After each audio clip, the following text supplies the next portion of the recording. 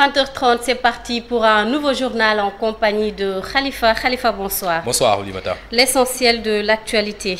L'actualité du jour, Idrissa Seck, officiellement président du Conseil économique, social et environnemental. Dans son premier discours, le leader du parti Rewmi a décliné les grandes lignes de sa toute nouvelle mission. Et puis, cette nouvelle maladie mystérieuse qui touche les pêcheurs après Thiaroye et Rufisque, d'autres localités désormais impactées.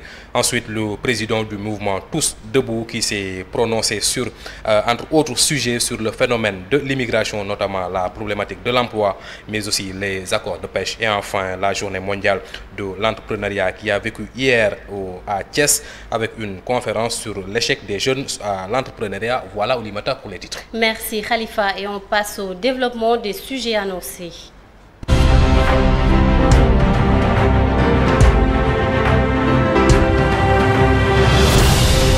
Bonsoir et bienvenue dans ce 20h que nous entamons avec le résumé des résultats virologiques du coronavirus. Le Sénégal a enregistré en ce jeudi 19 novembre 12 nouvelles infections liées à la pandémie de Covid-19. Ainsi, sur 800 tests réalisés, 12 sont revenus positifs avec un taux de positivité d'1,50%. 8 cas sont issus de la transmission communautaire et aucun cas importé n'a été répertorié à ce qui paraît, Khalifa. Effectivement, Oulimata, et aucun décès non plus n'est survenu au cours de ces dernières 24 heures. Par contre, 7 patients hospitalisés ont été contrôlés négatifs et déclarés guéris. 3 cas graves sont toujours pris en charge par les services de réanimation. Rappelons qu'à ce jour, le Sénégal a enregistré 15 835 cas positifs, dont 15 440 guéris. 329 décès et donc 67 sous traitement. C'était là le résumé quotidien de la situation du Covid-19, un communiqué signé Dr Mamadou Ndiaye. Oulimata. Des informations qui nous parviennent du ministère de la Santé et de l'Action sociale. Comme annoncé tantôt dans les titres, Idrissa Seck installé officiellement dans ses fonctions de président du Conseil économique, social et environnemental aujourd'hui dans les locaux de l'institution. Dans son allocution, Idrissa Seck est largement revenu sur les motivations de son compagnon avec le président Macky Sall et n'a pas manqué de lancer des pics à l'endroit de ses détracteurs. Suivons-le. À nos compatriotes qui s'interrogent légitimement sur le fondement de ma décision, je leur réponds ceci. Face à certaines circonstances historiques, il faut dépasser l'attitude vaine du spectateur stérile, pour citer Aimé Césaire. Il faut également dépasser l'attitude de la résignation et de l'exigence sans cause. Lorsque la nation a besoin de ses fils, ces derniers, à l'image du soldat et du policier prêts à risquer leur vie, doivent répondre à cet appel. Il faut agir au bénéfice exclusif des populations. Peu importe le coût pour notre propre image ou même notre vie qui, au regard du destin d'une nation, demeure une insignifiance. Il s'y ajoute que la compétition électorale de 2019 est derrière nous. Le contentieux qui en est issu a été éteint par l'ouverture du dialogue national et les résultats remarquables qu'il a produits.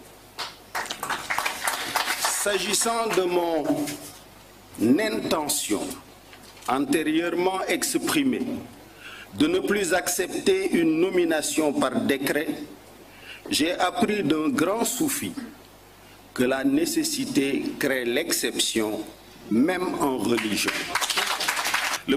Idrissa Seck dans ses nouveaux habits de président du Conseil économique, social et environnemental.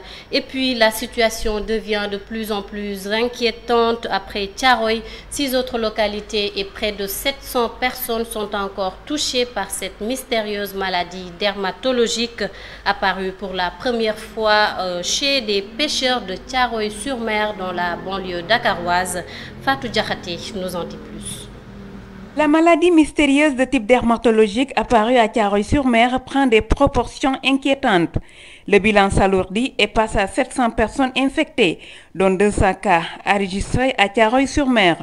Selon les dernières informations, des cas ont été signalés à Mbour, Saint-Louis, Mbao, Toubab Dialaw, Rufisque et Yène. Le gouvernement du Sénégal rassure qu'un comité de crise a été mis sur place après l'apparition de cette mystérieuse maladie dermatologique apparue pour la première fois chez les pêcheurs de Thiaroye dans la banlieue dakaroise. Ces pêcheurs, âgés entre 15 et 35 ans, ont été mis à quarantaine au stade Ngalandou Diouf de Rufisque. Le stade est sécurisé, seule l'équipe médicale y a accès. Selon le gouverneur de Dakar, des jeunes étaient partis pêcher à leur retour. Leur corps a présenté des dermatoses qui se sont même étendues sur leur visage. L'origine de la maladie serait plus toxique que contagieuse. A signalé que la maladie se manifeste par des boutons sur le visage, au bras, sur les lèvres, sur les parties intimes et par des yeux larmoyants. Fatou Diakhaté qui nous donnait plus d'informations sur cette mystérieuse maladie qui touche essentiellement les pêcheurs. Et puis le président du mouvement Tous Debout s'est confié à la rédaction de AMTV. Entre autres sujets d'actualité, Tidiane Daf a été interpellé sur l'immigration clandestine, notamment la problématique de l'emploi des jeunes, les accords de pêche. Bakary Cissé. Accord de pêche signé entre le Sénégal et l'Union européenne, le mouvement national Tous Debout magnifie ce partenariat. Nous avons signé des accords de pêche avec l'Union européenne qui sont des accords, à mon avis, très bénéfiques au Sénégal parce qu'ils ne concernent que 2 espèces de poissons qui ne sont pas forcément des poissons qui concernent la consommation sénégalaise. Je pense que c'est dans l'ordre de 10 000 tonnes par an. Alors que nous, notre pêche artisanale va dans l'ordre de 400 000 tonnes. Donc je pense qu'il n'y a pas de péril en la demeure. Interrogé sur l'immigration clandestine qui a refait surface avec ses lots de conséquences, le président du mouvement national Tous Debout donne ses explications face à cette tragédie. Parce que la banlieue doit être transformée. Elle doit devenir un bon lieu comme disait l'autre. Et pour ça, ce n'est possible qu'avec les enfants de la banlieue.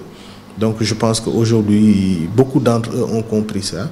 Vous avez des modèles de réussite dans la banlieue, des gens qui sont partis de rien et vous les rencontrez tous les jours qui sont issus de la banlieue.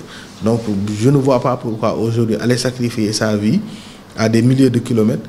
Encore que si, lorsque vous arrivez en Europe, vous réussissez, mais vous allez encore dans un avenir hypothétique. Qui plus est, l'État a du pain sur la planche. Des dossiers chauds font polémique et fâchent l'opinion. Pendant ce temps, une maladie mystérieuse sème la panique à Thiaroye-sur-Mer et sur les côtes. En plus du coronavirus, cette maladie mystérieuse risque encore de plomber le secteur de la pêche, déjà affecté par les accords de pêche, mais également par l'immigration des acteurs de la pêche eux-mêmes. Et puis dans le cadre de la journée mondiale de l'entrepreneuriat, la maison de création de l'entreprise a organisé hier une conférence sur le thème « L'échec précoce des jeunes entrepreneurs, quelles solutions ?» Modou Diouf et Amadou Mbaye ont assisté aux travaux. Dans le cadre de la semaine mondiale de l'entrepreneuriat, la maison de création d'entreprise a organisé une conférence qui a pour thème l'échec précoce des jeunes entrepreneurs, quelles solutions? Cette conférence a pour objectif de mettre la lumière sur les causes de l'échec précoce des jeunes qui se lancent dans l'entrepreneuriat. Le président Alassane Lo décline les enjeux.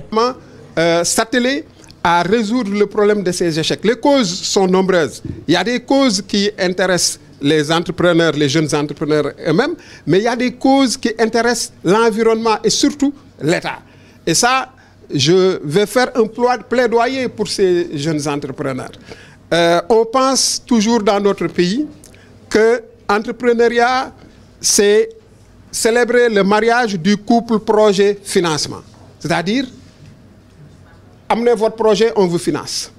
Or, le financement ne suffit pas à créer la réussite d'une petite entreprise, notamment chez les jeunes. Il y a autre chose. Beaucoup de jeunes n'ont pas aujourd'hui où exercer leur activité entrepreneuriale. On n'a pas de site dédié pour pouvoir réaliser son activité entrepreneuriale. Hormis les causes de l'échec des jeunes entrepreneurs évoquées, le président du MCE met également en œuvre des solutions. Moi, je pense qu'il faut préparer les jeunes à la base. J'ai dit tantôt que nous avons au niveau des centres de formation professionnelle. Au Sénégal, dans les 45 départements, il y a des centres de formation professionnelle. Dans ces centres de formation professionnelle, il y a ce qu'on appelle des cellules d'appui à l'insertion. Ces cellules d'appui à l'insertion comprennent des enseignants. Beaucoup de cellules d'appui à l'insertion ne fonctionnent pas. Le ministère en charge de la formation professionnelle doit redynamiser ces cellules d'appui à l'insertion, renforcer les capacités de ces enseignants qui sont membres de ces cellules pour leur permettre effectivement de préparer les jeunes déjà à la base. À l'issue de cette rencontre, la maison de création d'entreprise MCE a démontré nettement que l'échec des jeunes entrepreneurs n'est pas l'argent, mais plutôt un déficit de zones d'activité entrepreneuriale et de l'encadrement. L'État doit donc s'activer davantage sur l'entrepreneuriat. La voix donc de Adama Faye et non pas celle de Modou Diouf Oulimata. Merci à Adama Faye et Amadou Mbaye Gueye qui se sont rendus à cette conférence sur l'entrepreneuriat. Et puis une note d'économie dans ce journal commercialisation de l'arachide. Le président Macky Sall a validé les propositions du Comité national interprofessionnel de l'arachide pour la commercialisation des cacahuètes. Selon le ministre de l'Agriculture et de l'équipement rural, le prix du kilogramme d'arachide est fixé à 250 francs CFA.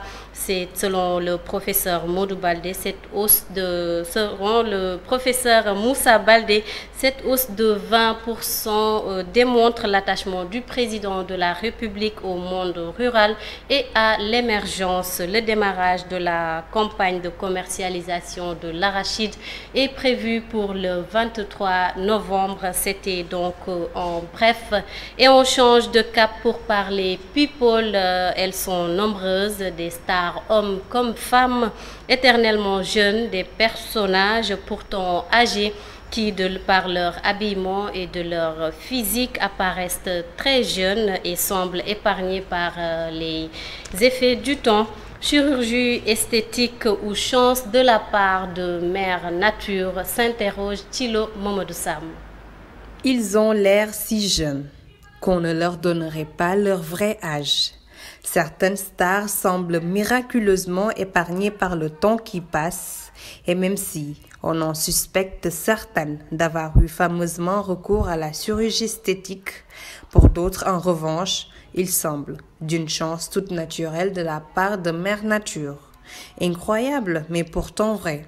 Ces stars sénégalaises, à l'instar de Mbaye Gueye Faye, Viviane Chidid ou Salam Diallo et entre autres, paraissent plus jeunes que leur âge. Leur secret, c'est la question que se posent tous les Sénégalais. Est-ce une bonne hygiène de vie ou la vie no stress qu'ils clament? En tout cas, de quoi qu'il en soit, ils ont une bonne et très belle mine d'ailleurs. En tout cas, Mbaye Gueye Faye, lui, a l'air d'avoir 30 ans. Et puis, présidentiel au Burkina Faso, les Burkinabés appelés aux urnes ce dimanche pour élire leur président. 13 candidats sont en liste, dont le président sortant Roch-Marc Kaboré, qui devra notamment faire face au chef de file de l'opposition, Zéphérine Diabré, j'y arrive. Toutefois, si aucun des 13 candidats n'emporte la majorité absolue, il y aura un second tour au Burkina Faso. Et on passe au sport avec les éliminatoires Afro-Basket. L'équipe nationale masculine du Sénégal va prendre part au premier tour du tournoi de qualification à l'Afrobasket 2021 sans ces stars de la NBA dont Gorgui Sy Dieng et Tacko Fall. Ces deux stars sénégalaises de la Ligue de basket nord-américain présélectionnées pour la compétition ont été finalement laissées en rade par le sélectionneur Boniface Ndong qui en revanche a fait appel à 3 autres joueurs évoluant dans le championnat local. Le premier tour du tournoi va donc se dérouler à Kigali, au Rwanda, du 25 au 29 novembre. Souhaitons juste bonne chance à nos Lions, Limata. Et j'espère que l'absence de Gorgui Sy Dieng ne se fera pas trop sentir dans la tanière. En tout cas, bonne chance à nos Lions. C'était donc le dernier élément qui met un terme à ce journal et j'y arrive. Et merci à vous de l'avoir suivi et rendez-vous demain à la même heure. Bonsoir.